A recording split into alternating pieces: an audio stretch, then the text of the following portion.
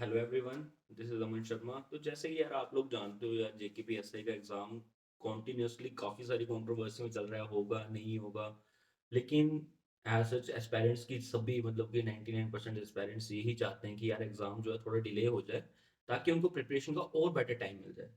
लेकिन आप देख ही रहे हो, जूनियर सिस्टम का जो अभी एग्जाम हुआ, इतने सारे केसेस आए हैं। इनको मतलब कि इवन के ऑनलाइन पेपर कंडक्ट कराने में कितनी प्रॉब्लम आई है, फिर भी इन लोगों ने एग्जाम जो है कंडक्ट करवाया। ठीक है, 2 सेंटर्स में एग्ज़ाम खराब भी हुआ, वीडियोज़ काफ़ी बाहर आई थी, कोई अरेंजमेंट नहीं था।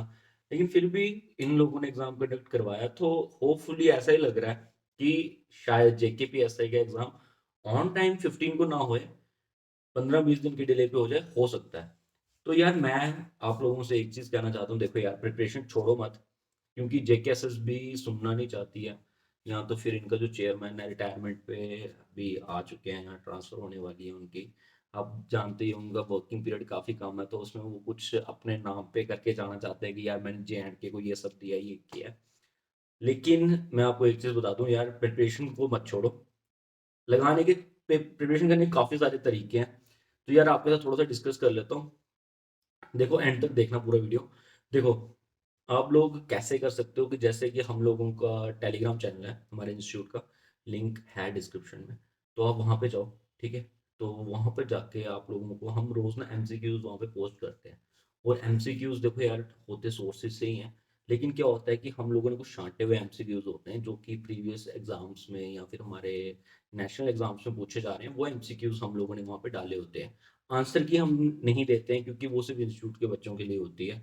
लेकिन वो थोड़ा-सा फिर थोड़ा हो जाएगा, बच्चे भी बोलेंगे कि यार हम लोगों ने पे किया हुआ है, तो आप लोग तो लेकिन फिर भी ओपनली आप लोग वहाँ पे जाके उन क्वेश्चंस को देख सकते हो, ठीक है? होगा कुछ नहीं, आप लोग जैसे वो क्वेश्चंस परफ़ॉर्म करेंगे, गूगल पे जाके सर्च करेंगे। देखो यार, एक होता है कि यार नॉलेज लेना, ठीक है? हम लोगों ने आपको नॉलेज दे दी, अगर आप कंप्यूटर्स पढ़ने जाओगे तो आपको कंप्यूटर के बारे में बताया जाएगा, लेकिन इन डेप्थ क्या है, वो एमसीक्यूज़ क्लियर करते हैं, ठीक है ना? तो अगर आप लोगों को ऑलरेडी एमसीक्यूज़ हमने पोस्ट किए हुए हैं, इम्पोर्टेंट निकाल के वहाँ पे रखे हुए हैं, आप अगर वहाँ पे जाके सर्च करते हैं वो गूगल पे, तो होगा क्या है, आपकी डबल प्रिपरेशन होगी। एक तो आपने एक बार रीडिंग कर दी एमसीक्यूज़ की, एंड देयर आफ्टर आप गूगल पे जाके सर्च करके उसके बारे में सर्च करें। नेक्स्ट टाइम कभी भी वो पेपर में क्वेश्चन आएगा ना, आपका एकदम से आंसर पे जाके टिक लगने वाला है, ठीक है?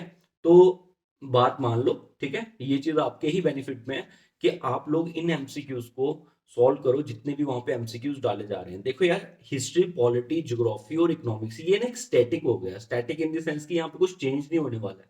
लेकिन जैसे एनवायरनमेंट का हो गया, कंप्यूटर का हो गया, और ये आपका करंट अफेयर्स, करंट इवेंट्स हो गए, जनरल साइंस हो गए, ये कंटीन्यूअसली चेंज होते रहते हैं। ठीक है ना? तो आप अगर सोचोगे कि यार हम प्रीवियस ईयर पेपर्स लगाएँगे या प्रीवियस ईयर्स बुक्स को उठा लेंगे, वहाँ से जाके पढ़ेंगे एंड देयर आफ्टर ये सॉल्व हो जाएगा, नहीं। ये काफ़ी वास्ट सब्जेक्ट्स हैं as compare to history, polity, geography, ये ज़्यादा वास्ट हैं। इन एग्ज़ाम्स में जो पीएससी लेवल को छोड़ के एग्ज़ाम्स होते हैं ना, इनमें ज़्यादा वास्ट यही होता है, क्योंकि क्वेश्चन कहीं पे भी जा सकता है। वो कोई प्रिस्क्राइब्ड सिलेबस या कुछ टॉपिक के नाम लिख के कभी भी नहीं देंगे, किसी एग्ज़ाम में ये चीज़ नहीं होती है। तो आप लोग बेटर यही है कि जो क्वेश्चंस वहाँ पे हैं, ठीक है? आप लोग उनके आंसर खुद फाइंड आउट करो। खुद फाइंड आउट करोगे ना आंसर्स को, सिर्फ ऑप्शंस मार्क भी करोगे ना, आप लोगों के दिमाग में वो रहेगा। ऐसी बात है, एक काम करना, ट्राई कर लेना आज। आज जाके टेलीग्राम ग्रुप पे जाके उनको देखो, ठीक है?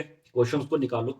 शाम को अपने दोस्त को बोल दो कि यार कोई भी क्वेश्चन उठा के पूछ ले। अगर आप लोगों से आंसर नहीं आया, तो आप पक्का कमेंट करके बता देना कि भाई ये काम नहीं कर रहा।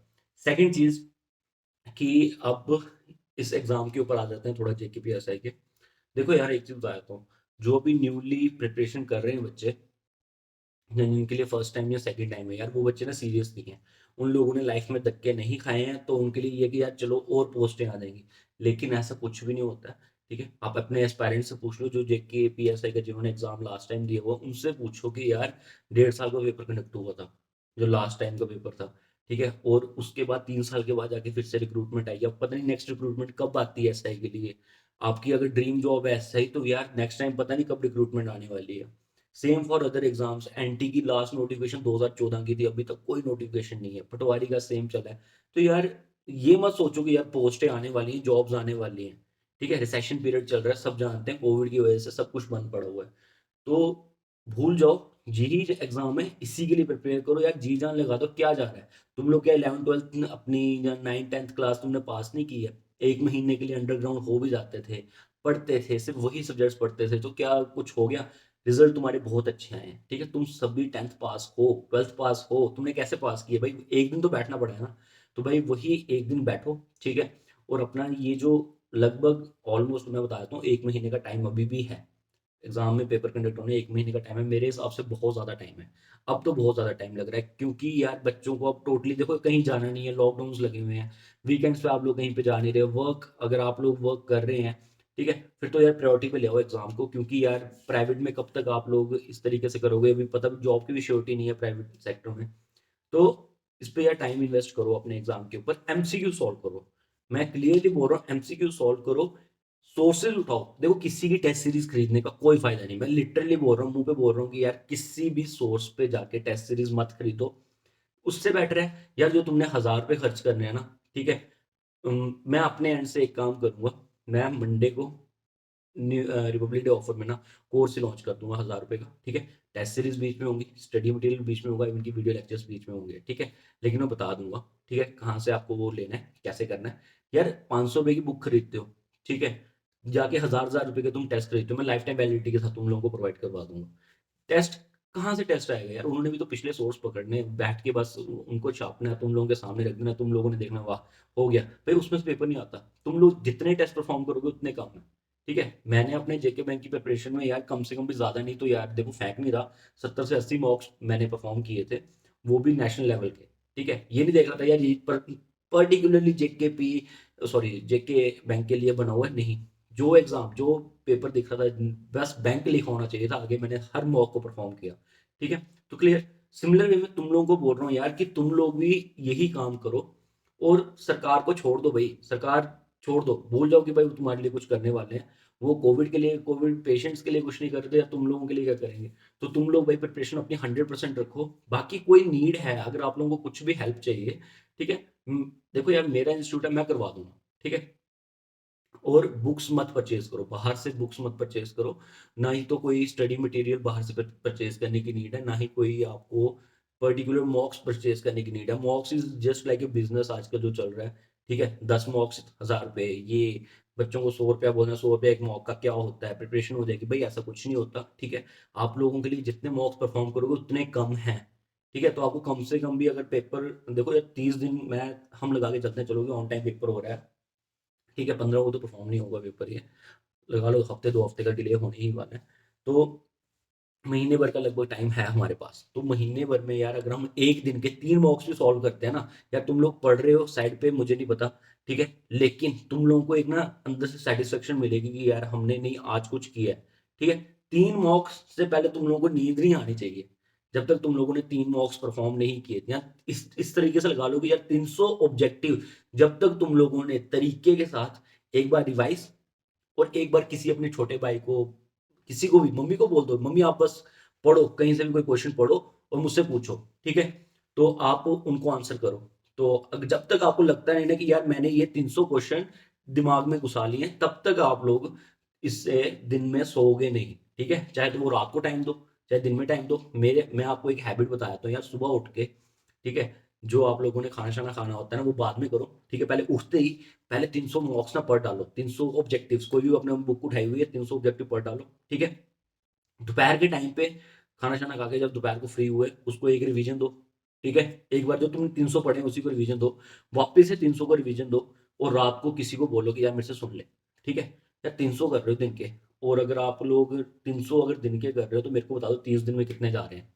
ये चीज़ आप लोगों को हैबिट में बनानी पड़ेगी। मैं श्योरिटी देता हूँ यार जेके पी एस आई का एग्जाम तो आप लोगों का लगेगा ही लगेगा, ठीक है। भाई ग्रेस ऑफ गॉड होता है कभी कि नहीं लगता है, तो यार इसमें डिमोरलाइज नहीं होना, जितनी नॉलेज तुम लोगों के पास होगी ना उसके बाद, तो कहीं ना कहीं तो वेल सेटल हो गए होगे, ठीक है ना।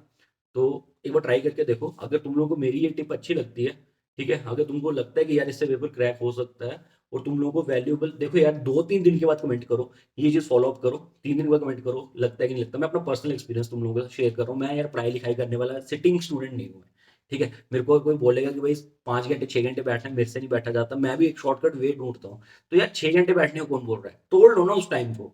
6 घंटे को एक साथ बैठने से अच्छा है कि यार पहले 1.5 घंटा 2 घंटे बैठे, फिर 2 घंटे बैठे, फिर 2 घंटे बैठे, इस तरीके से कर लो, ठीक है ना। तो पेपर जरूर क्रैक होगा। तो ऑल दी वेरी बेस्ट, एक बार इसको अप्लाई करके देखो, ठीक है। और जो भी तुम्हें हेल्प चाहिए होगी ना, देखो यार टेलीग्राम पे चैनल है हमारा, ठीक है। तो वहाँ पे ये वीडियो के डिस्क्रिप्शन में मेरा मेरा कॉन्टैक्ट नंबर भी है, ठीक है? टेलीग्राम पे मैसेज करना, मैं व्हाट्सएप पे कोई रिप्लाई नहीं करता। तो टेलीग्राम पे मैसेज करना, कोई भी तुम्हारे कंटेंट चाहिए होगा ना, बस ये नहीं बोलना पर्सनल सेंड करो, पर्सनल मैं कुछ सेंड नहीं करूँगा, ठीक है? टेलीग्राम ग्रुप पे सेंड करने को बोलो, मैं करवा दूँगा, ठीक है? और जितना पीडीएफ चाहिए होंगे, जो चाहिए होगा तुम लोगों को, जिसके अकॉर्डिंग चाहिए होगा, अगर और क्वेश्चन्स चाहिए या कुछ चाहिए, वो चीज़ मैं प्रोवाइड कर दूँगा टोटली फ्री, ठीक है? तो मत परचेज़ करना कोर्स कोई भी मत करना, मैं तुम्हें सब कुछ दूँगा, ठीक है? Okay, all the very best everyone. अपनी प्रिपरेशन पक्की रखो और पेपर क्लियर करो। Okay, take care.